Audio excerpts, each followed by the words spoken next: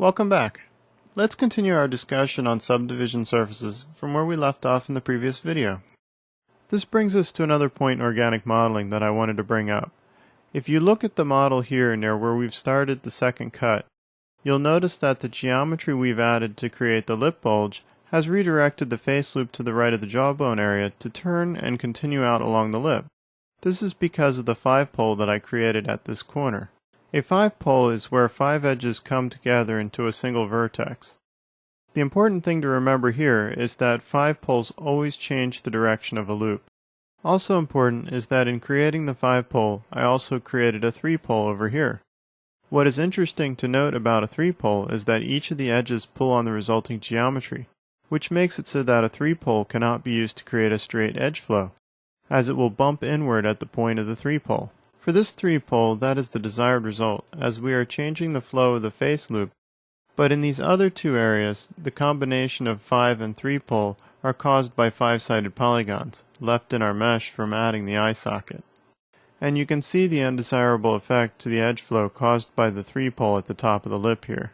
This is why maintaining a quad mesh is important, and it's also very important to be aware of the placement of the poles that you create as well. Like before, undo the SDS layer. Returning to the base mesh, we can see that fortunately we can get rid of these poles from the 5-sided polygons rather easily, just by continuing the unfinished edge loops out to the center line of the model. So select the Polydraw tool, and let's do that.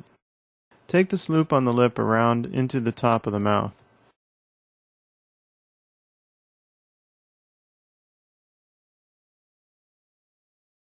And continue the other loop around behind the jaw.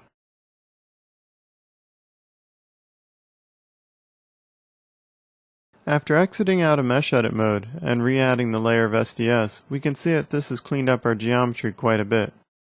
Our new mesh flow looks pretty good, but taking a look at the mesh with the subdivision surfaces applied, I think the area around the eye is smoothing too much and not holding its volume. Let's go ahead and undo the SDS layer and add another loop around the eye with the Polydraw tool. Just in case you're wondering, you don't need to exit out of subdivision surfaces mode to edit the mesh. It's just a personal choice for me that I find it easier to work on the model without the SDS layers. With the new loop added, let's move some of these vertices on the outer eye loop to better lead into the shape of the eye. The exception is this one on the front corner, which we'll just pull up and in a bit. Continue tweaking around the outer eye loop. Then zoom in on the eye area, and let's refine the volume and definition for the top of the eye ridge so that it'll hold its shape better when we eventually add back the subdivision surfaces layer.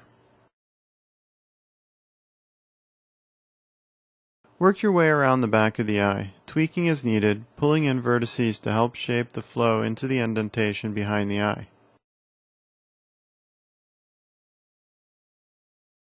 And pull in and tighten up the loop under the eye so that we can get that characteristic shape of where the bottom eyelid meets the cheek. With that done, let's move on. If we zoom out, we can see it the way the upper mouth bends is sharper than on the template. Also, this area behind the eye is a bit empty and could use another loop. This gives us a way to address both problems. Navigate the view so that you can see the top of the head. Activate the Polydraw tool, and let's add a loop continuing down behind the eye area, across the lip, and under into the mouth. Before we get to fixing the upper lip, let's clean up these vertices on the top of the head so they flow more smoothly and evenly. Zoom up on the corner of the mouth and straighten out the new edge loop a little. Switch to Select from all elements and choose the Rectangle Select method so that we can select the vertices all the way through the mesh. Next, select the vertices at the bend in the lip. If some extra vertices get selected, hold down Shift and drag Select to remove them. Next, let's pull the selection down and to the left, and then tweak the bottom group and the top group to straighten those edges. This leaves us with a much nicer flow to the upper lip. Switch back to the Pick and Paint Selected tool, and let's take advantage of the new edge loop to also deepen the indentation in front of the upper jawbone area.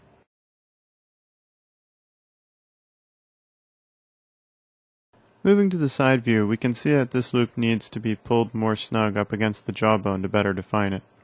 Now let's pull the vertices in some more. We can afford to be somewhat bold here because the subdivision surfaces will smooth it out later. This looks like a good place to stop. We'll finish working on the head in the next video.